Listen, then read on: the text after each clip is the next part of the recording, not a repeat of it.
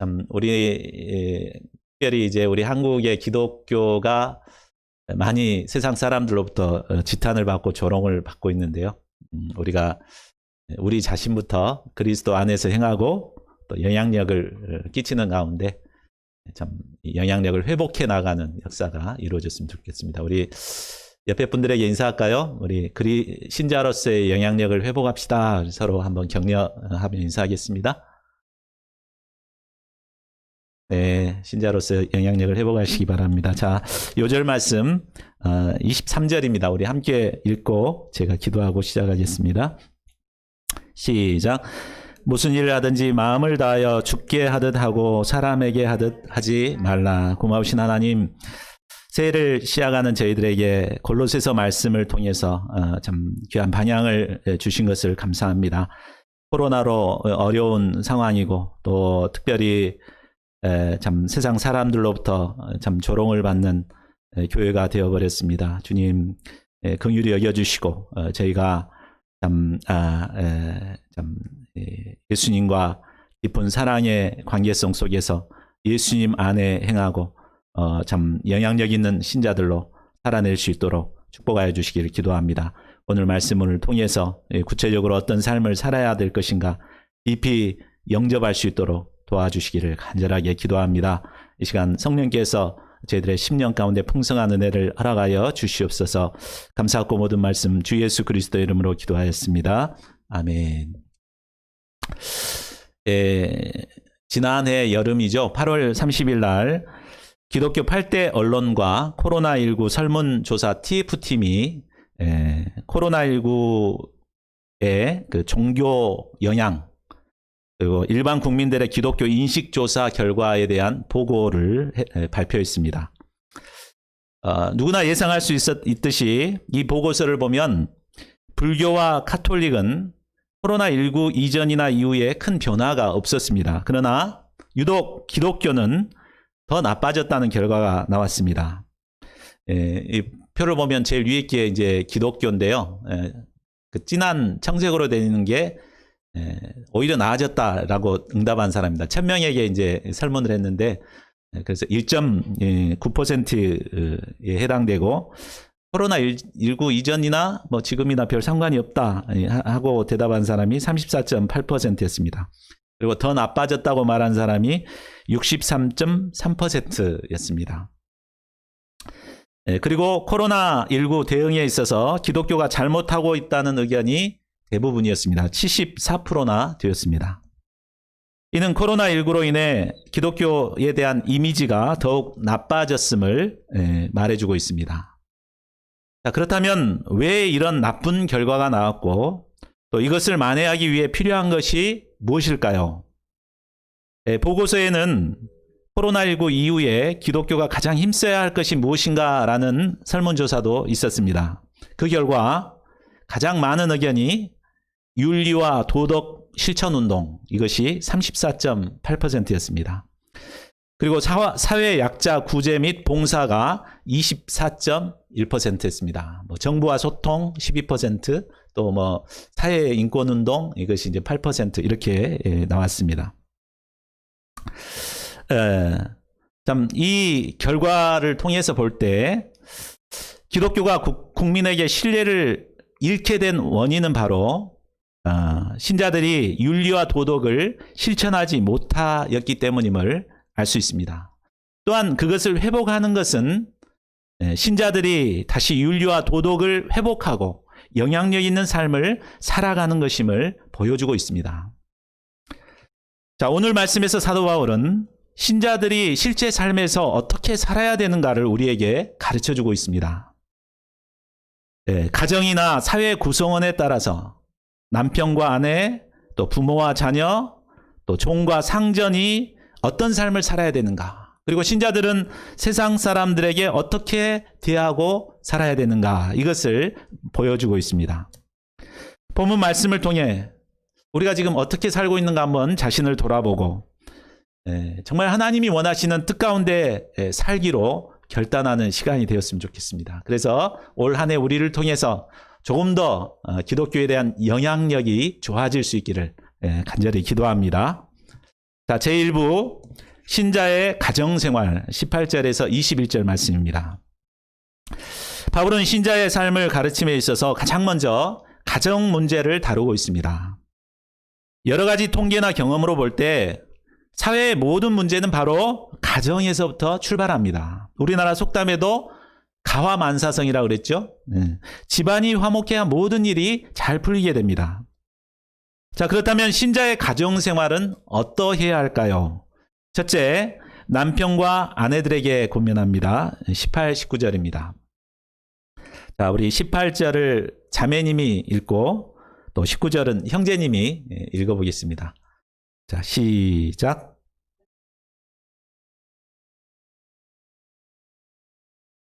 남편들아, 아내를 사랑하며 괴롭게 하지 말라. 예. 바울은 맨 먼저 아내들에게 권면합니다. 이는 가정에 있어서 아내의 역할이 무엇보다 가장 중요하기 때문입니다. 아내들아, 남편에게 복종하라. 여성들은 이 말씀에 아마 거부감이 들 것입니다. 여성 운동가들은 머리띠를 두르고 비난을 할 것입니다. 그러나 바울은 이것이 주 안에서 마땅하다고 말합니다. 이것은 바로 하나님께서 세우신 영적인 질서이기 때문입니다. 성경은 남자와 여자의 관계를 분명하게 규정하고 있습니다. 디모데전서 2장 13절을 보면 하나님께서는 아담을 먼저 만드시고 그 다음에 여자 하와를 나중에 만드셨습니다. 또 여자는 남자에게서 태어났습니다. 남자의 갈비뼈를 가지고 여자가 만들어졌죠. 그리고 여자는 남자를 위하여 창조되었습니다. 돕는 배필로서 하나님께서 여자를 지으셨습니다. 무엇보다 하나님께서는 남자를 여자의 머리로 세우심으로 가정의 질서를 세우셨습니다. 그러므로 아내는 남편이 좀 부족하고 미덥지 않아도 그 남편을 존중하고 복종하는 것이 마땅합니다. 남자는 갈빗대가 하나가 없기 때문에 참 부족한 것이 많습니다. 완벽한 사람이 아무도 없어요. 그래서 보면은 또 여자들은 굉장히 섬세하다 보니까 이 약점을 잘 찾습니다. 허물과 약점을 잘 찾아요. 그래서 참 미덥지가 않습니다. 그러나 하나님께서는 그럴지라도 남편에게 복종하라고 하십니다. 아내가 남편에게 복종해야 하는 것은 아내가 약하고 못났기 때문이 결코 아닙니다. 우리가 살다 보면은 남편의 말보다는 아내의 말이 더 현명한 경우가 많습니다. 저도 살아가면서 뼈저리게 느꼈습니다. 하지만 그럴지라도 아내는 남편에게 복종해야 합니다. 아내는 남편이 자신의 어리석음을 깨달을 때까지 참 참고 인내하고 기다려야 합니다. 그렇게 참고 기다리다 보면 결국 남편도 내가 스스로 참 부족한 사람이구나 이것을 깨닫게 될 것입니다. 제가 바로 그랬습니다. 저 역시 결혼 초기에는 모든 일을 아내와 상의 없이 혼자서 결정해 나갔습니다. 참 우리 아내도 목자고 사명인으로 이제 부르심을 받았는데 나 혼자서 막 이렇게 결정하고 나가니까 얼마나 옆에서 힘들었겠습니까? 이 자리를 빌어서 용서를 구합니다. 자, 그런데 제가 여러 번 내가 결정하고 이렇게 실패하는 것을 거듭하면서 참 내가 혼자서 결정하는 것이 참 어리석었구나 이것을 많이 깨닫게 되고 지금은 아내의 말을 잘 듣습니다. 그래서 뭐 결정할 거 있으면은 바로 먼저 전화해가지고 당신 생각은 어때? 이렇게 물어보고 그래서 결정하게 되었습니다. 그러니까 참 기다리십시오. 부인은 어리석해 보여도 막 이렇게 막 가르치려고 하지 말고 참고 기다리고 순종을 하고 복종을 하다 보면 남편은 깨닫고 돌이키게 될 것입니다. 자, 남편이라고 좋아할 것이 없습니다. 사도 바울은 남편에게 말합니다. 아내를 사랑하며 괴롭게 하지 말라. 남편들에게 요구되는 의무는 바로 아내를 사랑하는 것입니다. 헬라어로 사랑이라는 말이 세 가지가 있습니다. 우리나라는 뭐 사랑으로 다 끝나버리죠. 그런데 헬라어에는 사랑이 세 가지가 있습니다. 첫 번째는 이성 간의 사랑, 이성 간의 남녀 간의 이런 사랑인 에로스가 있습니다. 또한 우정이나 사제 간의 사랑을 나타내는 필로스가 있습니다. 그런데 사도 바울이 남편들에게 요구하는 사랑은 이런 것이 아닙니다. 바로 에로스나 필로스가 아니라 바로 아가페입니다. 아가페는 인간적인 사랑이 아니라 바로 신적인 사랑입니다. 그리스도께서 우리를 사랑하신 무한한 사랑입니다. 조건 없는 사랑이요, 자신을 전부 내어주는 희생적인 사랑입니다. 또 영원한 사랑이요, 변함없는 사랑입니다. 자, 남성들이 우리 에베소서 5장 25절을 한번 읽어보겠습니다. 남자들만. 시작. 남편들아, 아내 사랑하기를 그리스도께서 교회를 사랑하시고 그 교회를 위하여 자신을 주신같이 하라. 예. 남편들은 예수님께서 교회를 사랑하시듯 아내를 사랑해야 합니다. 예수님께서 교회를 어떻게 사랑하셨습니까?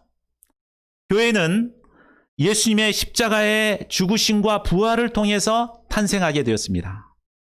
교회는 예수님이 생명을 바쳐 사랑한 곳이 바로 교회입니다.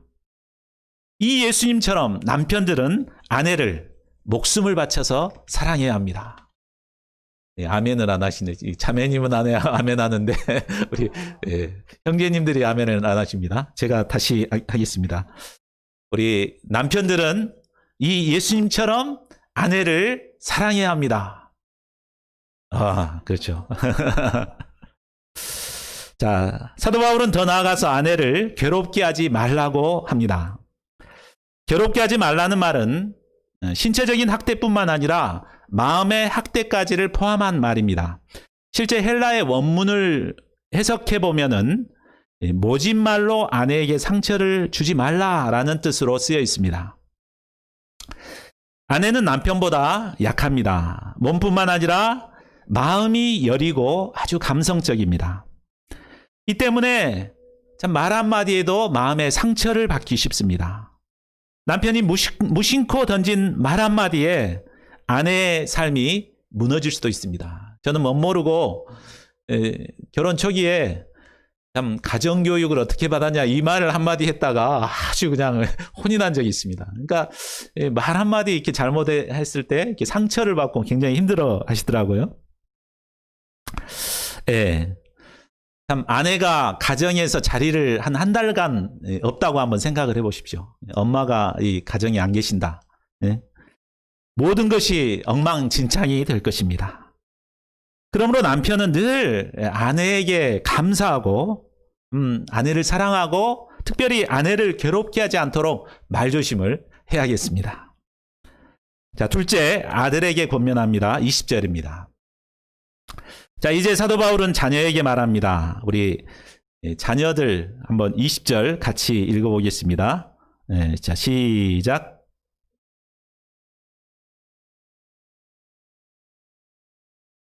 예. 자, 앞에서 아내에게는 복종하라 그랬죠? 근데 자녀들에게는 뭐라고 그랬습니까? 순종하라고 그랬습니다. 어떤 차이가 있습니까?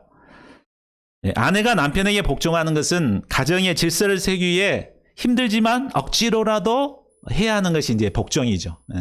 그런데 자녀들이 부모의 말을 듣는 것은 억지로 하는 것이 아닙니다. 마음으로 영접하고 기쁨으로 감당하는 것이죠. 이게 순종이죠. 자, 그래야 하는 이유는 부모에게 순종하는 것이 바로 하나님이 기뻐하시는 일이기 때문입니다. 탈무드에 보면 하나님께서는 자신을 대신해서 가정에 부모님을 주셨다고 하였습니다. 곧 부모님은 하나님을 대리하는 대리자입니다. 때문에 하나님께서는 자신을 대신해서 가정을 다스리는 부모에게 어떻게 하느냐에 따라서 자식을 축복하기도 하시고 저주하기도 하십니다. 부모를 공경하고 순종하는 자에게는 오래 살게 하시겠다는 약속을 주십니다. 신명기에 나오죠. 신명기 5장 16절에 보면은 오래 살도록 하고 복을 주신다고 약속하십니다. 또 반대로 부모를 조롱하고 순종하기를 싫어하는 자는 눈에 까마귀에게 눈이 쪼이고 독수리 새끼에게 먹히는 저주를 받게 된다고 잠언 30장 17절에서 말하고 있습니다. 그러나 부모 입장에서는 무조건 자식에게 순종만 강요해서도 안 됩니다. 부모는 자신의 삶을 통해서 자식에게 공경을 받을 만한 본을 보이는 것이 중요합니다.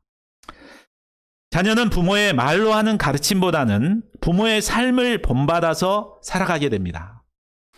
부모가 가정에서 좋은 믿음의 본을 보일 때 자녀는 부모를 공경하고 마음으로부터 순종할 수 있게 됩니다. 자, 셋째, 아버지들에게 권면합니다. 21절입니다. 자, 21절을 우리 아버지들이 한번 읽어보겠습니다. 자, 시작. 아비들아, 너희 자녀를 노엽게 하지 말지니 낙심할까 함이라. 아버지는 하나님께서 세우신 가정의 지도자입니다. 그러므로 가정에서 일어나는 모든 일은 궁극적으로 모든 책임이 바로 아버지에게 있습니다. 또 자녀들 교육의 책임도 바로 아버지에게 있습니다. 그래서 아버지는 참 책임감을 가지고 자녀를 잘 양육해야 합니다. 근데 자녀를 교육할 때 중요하게 생각해야 될 것이 있습니다. 그것은 바로 자녀들을 노엽게 하거나 낙심하게 해서는 안 된다는 것입니다. 자, 자녀가 어떨 때 화를 내고 낙심을 합니까?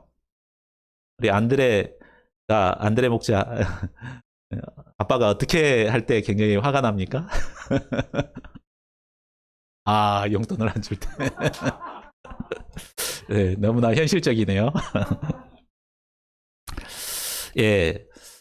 저 같은 경우는 제가 막내라서 무시를 많이 당했어요. 그냥 내 의견을 막 무시해버리고 이렇게 막내다고 그럴 때 굉장히 마음에 상처를 많이 받았습니다.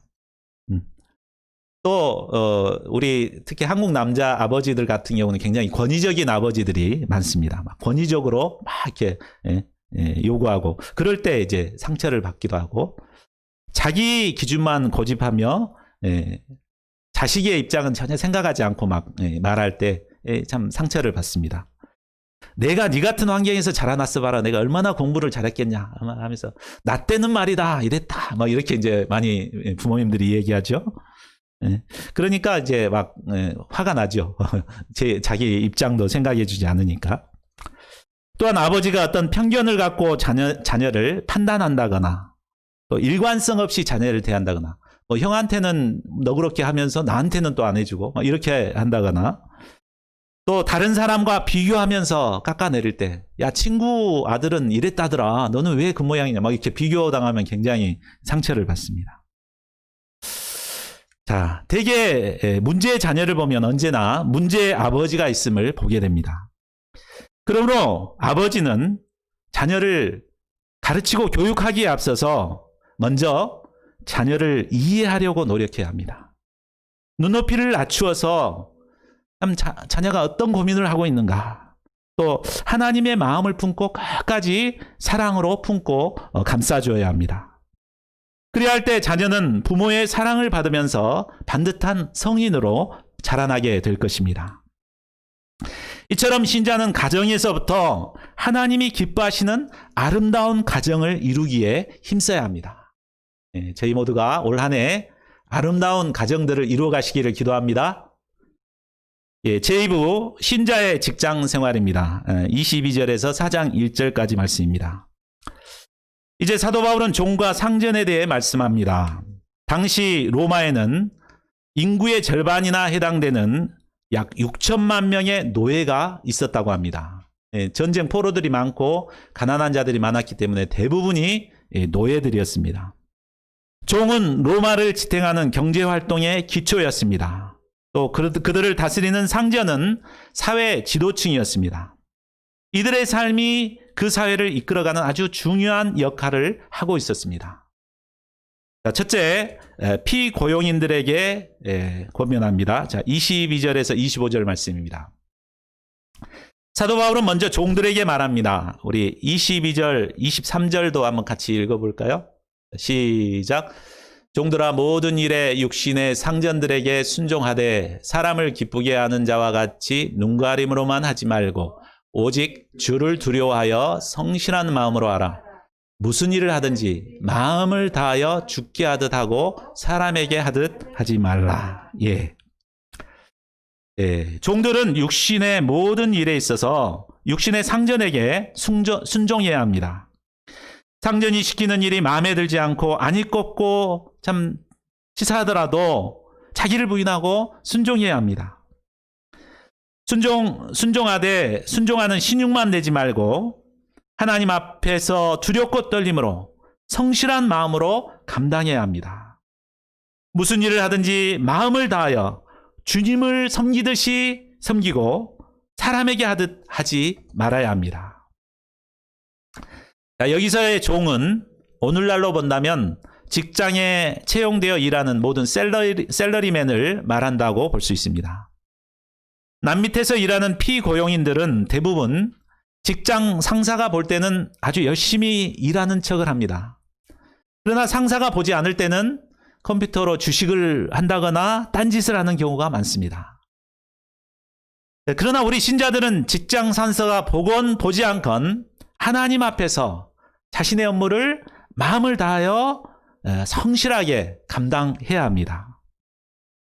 직장 생활을 주님 앞에서 감당하라는 것은 바로 직장을 하나님께서 주신 사명으로 여기라는 말입니다.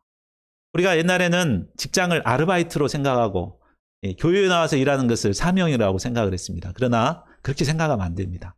직장도 하나님이 주신 사명입니다. 믿습니까? 대답을 해야죠. 직장도 하나님이 주신 사명이에요. 하나님께서는 직장을 통해 우리의 먹을 것을 주시고 또 직장을 통해서 우리를 축복하시는 분이십니다. 예. 참 신자들은 자신의 직장이 하나님께서 주신 사명인 것을 여기고 사명으로 여기고 맡은 직장 일을 하나님 앞에서 두렵고 떨림으로 섬겨야 합니다. 그래야 할 때 하나님께서 어떤 은혜를 주십니까? 자, 24절을 보십시오. 하나님께서 그들에게 기업의 상을 주십니다. 여기서 말하는 기업의 상이란 궁극적으로는 하나님 나라의 상급을 말하겠지만 현세적으로는 이 땅에서 우리에게 주어지는 모든 축복을 의미합니다. 기업의 상이란 업무를 통해서 큰 성과를 내는 것일 수도 있고 또 직장에서 승진하는 것일 수도 있습니다. 우리 평신도 학사님들이 주님을 섬기듯 맡은 직장 업무를 감당할 수 있기를 기도합니다. 그래서 기업의 상들을 많이 받는 저희 올 한 해가 될 수 있기를 기도합니다. 자, 그런데 여기서 우리가 생각해야 할 것이 있습니다. 그것은 상전의 불의한 명령에도 우리가 순종을 해야 될까? 모든 일에 있어서 순종하라 그랬으니까 상전이 내가 불의한 일을 시키는데 내가 순종해야 되는가 말아야 되는가? 참 이런 고민이 있죠? 자, 어떻게 해야 될 것 같습니까? 안드레 목자님. 예, 아주 좋습니다. 우리가 직장 생활을 하다 보면 간혹 직장 상사가 신앙 양심에 걸리는 부당한 일을 요구할 때가 있습니다. 제 얘기를 해보자면 제가 과거에 첫 직장이 이제 신문 기자였습니다. 그때 이제 민원이 들어와가지고 해룡에 이제 민원에 가서 이제 취재를 하러 갔습니다. 그래서 아주 공무원들의 잘못된 것들이 이제 걸렸고 이제 이것을 가지고 내가 이제 보도를 하려고 신문사에 와가지고 기사를 딱 쓰고 있는데 그 소식을 알고 담당 공무원하고 과장이 막 봉투를 돈 봉투를 가지고 이렇게 신문사로 찾아왔습니다. 그래서 이제 막 저한테도 막 사정을 하고 또 우리 편집국장이죠. 우리 신문을 내는 최고의 이제 데스크가 이제 편집국장인데 편집국장한테도 이 얘기를 했습니다. 편집국장이 내지 말라는 거예요. 자, 제가 어떻게 했겠습니까? 참 저는 거절을 못했습니다. 참 돈의 유혹이 있었고 또 직장 상사가 하지 마라 그러니까 결국은 취재했지만 그 이제 내지 않았습니다. 그런데 이 일이 있고 난 뒤에 저는 이 일이 마음에 걸려서 직장 생활을 하기가 어려웠습니다. 그래서 결국은 사표를 내고 직장을 그만두게 되었습니다. 자, 직장 생활을 하다 보면 이런 일을 자주 겪게 됩니다. 자, 이때 어떻게 해야 될까요? 뭐 이중장부를 써라고 막 하고 막 그 돈을 갖다가 빼돌려라 막 이런 막 부당한 요구를 했을 때 어떻게 해야 됩니까? 자, 25절을 보십시오. 사도 바울은 불의를 행하는 자는 불의의 보응을 받는다고 말하고 있습니다. 이는 신자들이 직장 상사의 말에 순종을 해야 하지만 불의한 일까지는 순종해서 안 된다는 것을 말해주고 있습니다. 그래야 하는 이유는 바로 하나님께서 불의를 싫어하시기 때문입니다. 의로우신 하나님은 불의를 행하는 자를 반드시 심판하시는 분이십니다. 이 하나님을 의식할 때 우리는 세상의 불의와 타협하지 않고 의를 행하는 영향력 있는 삶을 살 수 있습니다. 둘째로 고용주들에게 권면합니다. 4장 1절입니다. 자, 사도 바울은 이제 상전들에게 말합니다. 상전들아, 의와 공평을 종들에게 베풀지니 너에게도 하늘에 상전이 계심을 알지어다. 당시 상전들은 종을 자기 마음대로 다스렸습니다. 자신의 마음을 좋게 하는, 자기를 기쁘게 하는 종들은 승진도 빨리 시켜주고 편한 일을 시켰습니다. 반면에 마음에 들지 않는 종들은 그냥 아주 하찮은 일, 더러운 일을 하도록 시켰습니다. 또 종들을 하찮게 여기고 종들에게 갑질을 해댔습니다. 자, 세상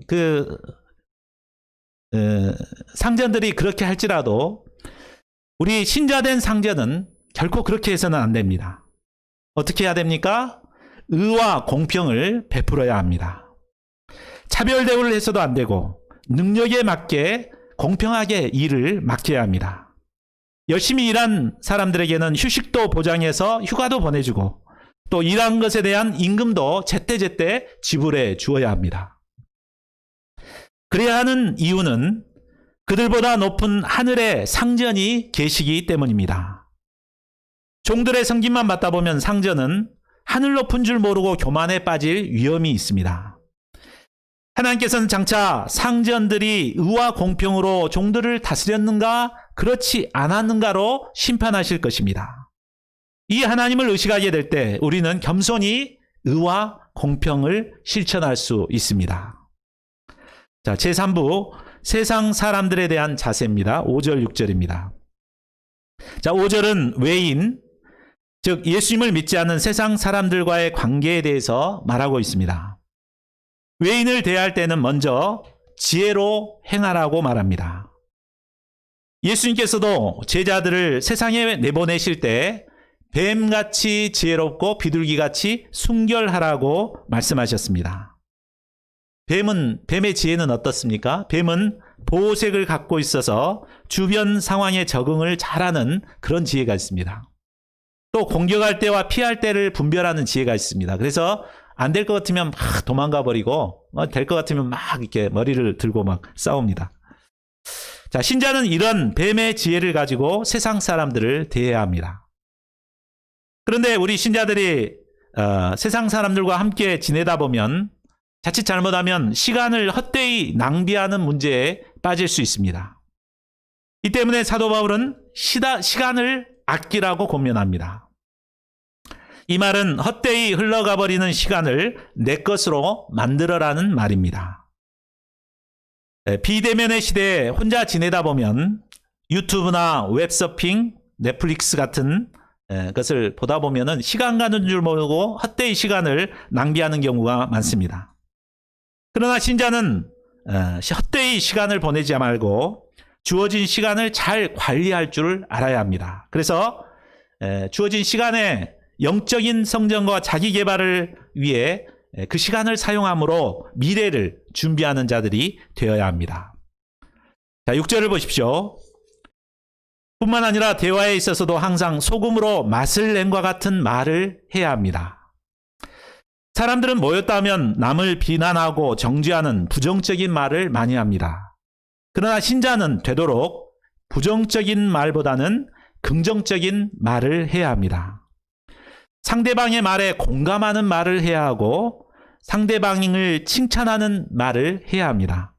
상대를 지지하고 격려하고 동기부여를 해주는 맛을 내는, 소금으로 맛을 내는 말이라는 것이 바로 그런 말이죠. 그런 말을 해야 합니다. 구원받은 신자가 되었다면 무엇보다 사용하는 말이 달라져야 합니다. 신자가 되었으면서도 여전히 세상 사람들과 똑같은 말을 한다면 그 사람 정말 구원받은 사람인가 의심해 볼 필요가 있습니다. 우리가 정말 은혜 가운데 살고 있는 자라면 아무런 말이나 막 함부로 해서는 안 됩니다. 사람들에게 위로를 주고 힘을 주고 소망을 주는, 소금으로 맛을 내는 말을 해야 합니다. 그래야 할 때 세상 사람들에게 인정을 받는 영향력 있는 삶을 살아갈 수 있습니다. 제4부 기도를 부탁하는 바울 2절에서 4절입니다. 사도 바울은 종과 상전에게 권면하고 외인에게 이야기하는 그 중간에 기도에 대해서 얘기를 하고 있습니다. 자, 이것은 바로 우리 신자들이 하나님 앞에서 영향력 있는 삶을 살기 위해서는 반드시 기도의 사람이 되어야 함을 말해주고 있습니다. 자, 2절을 보십시오. 기도를 계속하고 기도에 감사함으로 깨어 있어라. 자, 이 말씀에서 사도 바울은 기도를 계속하라고 말합니다. 기도는 필요할 때만 하는 것이 아닙니다. 기도는 영적인 호흡입니다. 때문에 쉬지 않고 기도해야 합니다. 또한 감사함으로 깨어있는 기도를 해야 합니다. 우리는 기도해야 된다는 것은 잘 알지만 현실적인 문제에 딱 부딪히면은 기도하고 싶어도 기도가 안 나올 때가 있죠. 그러죠? 내가 기도해야 된다는 건 잘 아는데 딱 기도하려고 하면 입이 막혀가지고 기도가 안 나옵니다. 자, 그럴 때 어떻게 해야 됩니까? 그런 상황에서 하나님께서 나에게 베푸신 은혜를 기억하고 감사를 해보십시오. 새록새록 감사를 계속 하다 보면 심령이 열리게 되고 하나님께 믿음으로 기도할 수 있게 됩니다. 이것이 바로 감사함으로 깨어있는 기도를 드리는 것입니다. 우리가 아무리 힘든 상황에서도 감사함으로 깨어있는 기도를 하게 될 때 우리는 현실 문제를 이겨내고 영향력 있는 신앙생활을 할 수 있습니다. 자, 그렇다면 우리가 기도할 때 무엇을 위해 기도해야 할까요? 자, 3절을 보십시오. 사도 바울은 현재 로마의 차디찬 감옥에 갇혀있는 상태입니다. 자, 여러분 같으면 이런 상태에 있을 때 무엇을 기도 요청을 하겠습니까? 우리 같으면 속히 감옥에서 풀려나기를 기도하도록 요청할 것입니다. 그러나 사도 바울은 어떻게 기도합니까? 하나님이 전도할 문을 열어주셔서 그리스도의 비밀을 말하게 하시도록 기도 제목을 제시합니다. 사도 바울은 정말 절망적인 감옥에 있으면서도 참 이 기도를 쉬지 않았습니다. 또 자신만 기도한 것이 아니라 모든 동역자들에게 중보 기도를 요청했습니다. 이때 결국 사도 바울은 감옥에서 간수들에게 1대1로 복음을 전해가지고 로마를 복음화시키는 역사를 이루어냈습니다. 코로나19로 인한 비대면의 상황은 마치 감옥에 갇힌 바울의 상황과도 같다고 볼 수 있습니다. 우리는 비대면의 상황이기 때문에 전도는 꿈도 꿀 수 없다고 생각하기 쉽습니다. 그러나 이러한 상황에서도 우리는 어찌하든지 전도의 문을 열어주셔서 그리스도의 비밀을 말할 수 있게 하시기를 기도해야 합니다. 그래야 할 때 하나님께서는 하나님의 방법으로 전도의 문을 열어주실 것입니다. 아무리 비대면의 시대라 할지라도 하나님께서는 우리의 삶 속에서 우리와 만나는 사람들 중에 복음을 전할 사람을 보내주십니다. 그런데 중요한 것은 전도의 문이 열렸을 때 바로 비밀을 말할 수 있도록 우리가 준비되는 것이 중요합니다. 아무런 준비도 않고 보내주십시오 그러면 됩니까? 전도의 문이 열리면 어찌하든지 복음을 전할 수 있도록 우리가 준비하는 것이 필요합니다. 그래서 혹시라도 보내주실지 모르니까 전도지도 준비하고 주보도 준비해가지고 만나면 바로 이렇게 전도할 수 있도록 준비가 되어 있어야 합니다. 또 제베드로 목사님처럼 1대1을 섬길 양들을 위해서 1대1 노트를 잘 준비해 두어야 합니다. 하나님께서는 이처럼 준비된 자에게 전도의 문을 열어주십니다. 자, 말씀을 맺겠습니다. 이상을 통해 우리는 구원을 받은 신자의 삶이 어떠해야 하는가를 배웠습니다. 예수님을 주로 영접한 신자들은 이 땅에서 아무렇게나 함부로 살아서는 안 됩니다. 어두운 이 세상의 빛과 소금처럼 영향력 있는 삶을 살아야 합니다. 그리야 할 때 전도의 문이 열리고 복음 역사는 활발하게 이루어지게 될 것입니다. 우리나라가 복음화되고 이처럼 성장하게 된 것은 초창기 영향력 있는 삶을 살아가던 신앙의 선배들이 있었기 때문에 가능한 것이었습니다. 우리가 과거 일제 압제에 있었을 때 기독교의 비율은 불과 1.3%밖에 되지 않았습니다. 100명 중에 1명이 교회 다닐까 말까 하는 사람들이었습니다. 그러나 독립선언문에 서명한 사람들 보면은 33명이죠. 33명인데 그 중에 16명이 바로 크리스찬들이었습니다. 50% 이상이 참 사회에 참여하고 열심히 영향력 있는 삶을 살아갔습니다. 당시 크리스찬들은 자신의 목숨을 내놓고 나라를 위해서 이처럼 희생했습니다. 이런 영향력 있는 신자들로 인해서 우리나라는 해방을 얻을 수 있었고 이처럼 부강한 나라로 성장할 수 있었습니다. 그러나 요즘은 어떻습니까? 인구의 4분의 1이 크리스찬이라고 막 자랑을 하지만 영향력 있는 신자를 보기가 어렵습니다. 사회에 무리를 일으키고 무리를 일으켰던 사람들 대부분이 크리스찬들이 많았습니다.